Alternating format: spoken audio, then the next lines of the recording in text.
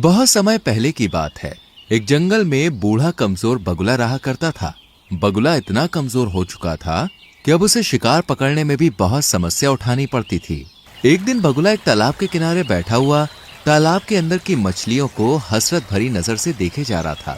तभी एक मछली बगुले को देखकर बोली, क्या बात है बगुला भगत, इतनी गौर से क्या देख रहे हो? मैं 2 दिन से भूखा हूँ। कमजोर होने के कारण मैं कोई शिकार नहीं पकड़ पा रहा। इस संसार में जो भी जन्म लेता है उसे 3 दौर से गुजरना ही पड़ता है, बचपन, जवानी और बुढ़ापा। तुम अपने जीवन के 2 दौर देख चुके हो, अब तीसरे का भी आनंद उठाओ। ये सुनकर बगुला क्रोधित होते हुए उस मछली से बोला, तुम अपने आप को समझती क्या हो? जब मैं जवान था तब किसी मछली की मुझसे बात करने की हिम्मत नहीं होती थी। लेकिन अब तुम जवान नहीं हो, अब जवान मैं हूँ। तुम हंसकर मेरा मजाक उड़ा रही हो? तुम इसी काबिल हो बगुले भगत। मैंने तुम्हारे चर्चे अपनी माँ और अपनी दादी से सुने हैं। जब तुम जवान थे तब तुम बहुत ही बुरे स्वभाव के थे। अब तुम बूढ़े हो चुके हो, इसलिए तुम्हारा मजाक उड़ाकर मैं तुमसे अपने पूर्वजों के साथ किए गए दुर्व्यवहार का बदला ले रही हूँ। बस इतना बोलकर मछली बगुले का मजाक उड़ाती हुई वहाँ से चली गई। बगुला उदास होकर जाती हुई मछली को देखकर अपने आप से बोला, काश मैं जवान होता तो इस स्वादिष्ट मछली को जरूर खाता। मगर बगुला नहीं जानता था कि इस दृश्य को दूर से एक कबूतर बैठा हुआ देख रहा था। कबूतर तुरंत उड़ता हुआ मीनू मौसी और रानू चिड़िया के पास जा पहुंचा और उन दोनों की ओर देखकर बोला, जब से मैंने बगुले का हाल देखा है तब से तो मुझे बुढ़ापे से डर लगने लगा है। रानू चिड़िया चौंकती हुई बोली, तुम कहना क्या चाहते हो? रानू, आज मैंने तालाब के किनारे एक बूढ़े बगुले को देखा। मैंने देखा कि किस तरह से एक मछली उसके बुढ़ापे का मजाक उड़ाती हुई वहाँ से चली गई। वो बेचारा बगुला 2 दिन से भूखा है। कबूतर की बात सुनकर रानू चिड़िया उदास होती हुई मीनू मौसी की ओर देखकर बोली, मीनू मौसी, क्या हम भी जब बूढ़े हो जाएंगे तो क्या हमारा भी हाल बगुले की तरह होगा? नहीं रानू, ऐसा कुछ नहीं होगा, क्योंकि हम सभी अपने बुढ़ापे का इंतजाम करके चलेंगे। और रहा सवाल उस बगुले का, तो उसके बारे में सुनकर मुझे बुरा लग रहा है, लेकिन कोई भी किसी का ऐसे ही मजाक नहीं उड़ाता। ये सुनकर रानू चौंकती हुई बोली, आप कहना क्या चाहती हैं मीनू मौसी? देखो, कबूतर ने केवल उस बगुले का बुढ़ापा देखा है, क्या पता वो जवानी में कैसा हो। जो भी हो मीनू मौसी, हमें उस बगुले की मदद करनी चाहिए। हम उसकी मदद भला किस प्रकार से कर सकते हैं? हम तो स्वयं कमजोर पक्षी हैं और हम सब शाम तक मेहनत करके बड़ी मुश्किल से स्वयं अपना पेट भर पाते हैं। इतना बोलकर मीनू मौसी वहाँ से चली गए। मगर रानू चिड़िया के दिमाग में बार बार बेचारे उस बूढ़े बगुले का विचार आ रहा था। रानू चिड़िया ऐसी उधेड़ बुन में उड़ती हुई जंगल के दूसरे छोर पर जा रही थी कि तभी उसकी नजर एक चील पर पड़ी।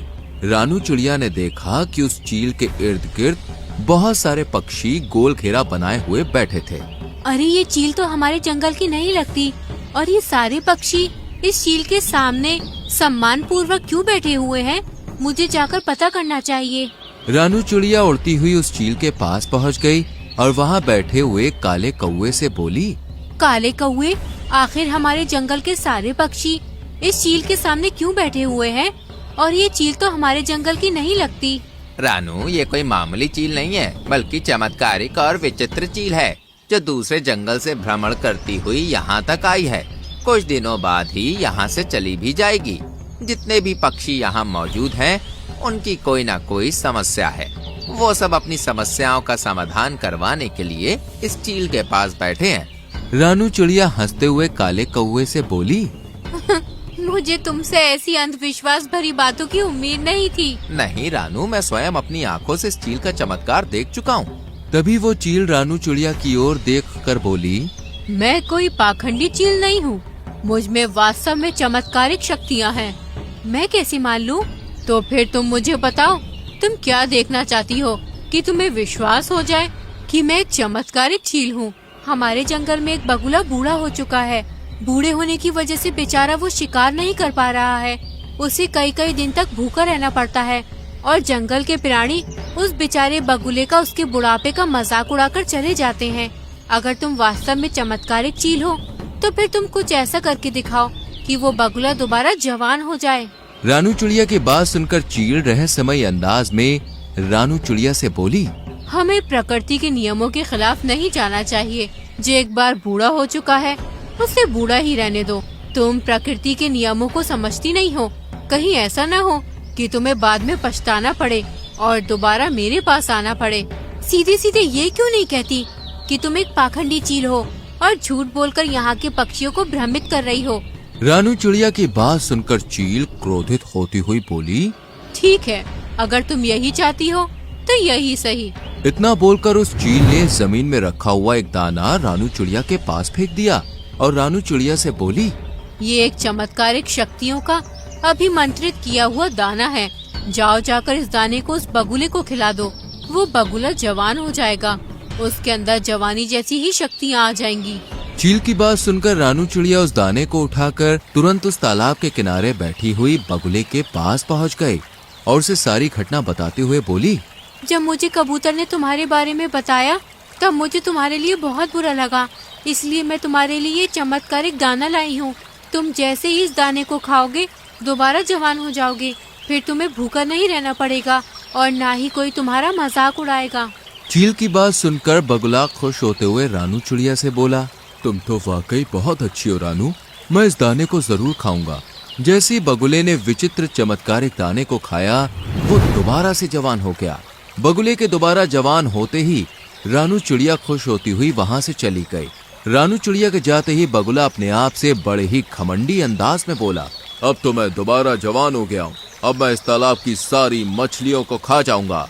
तभी बगुले की नजर एक सुंदर मछली पर पड़ी।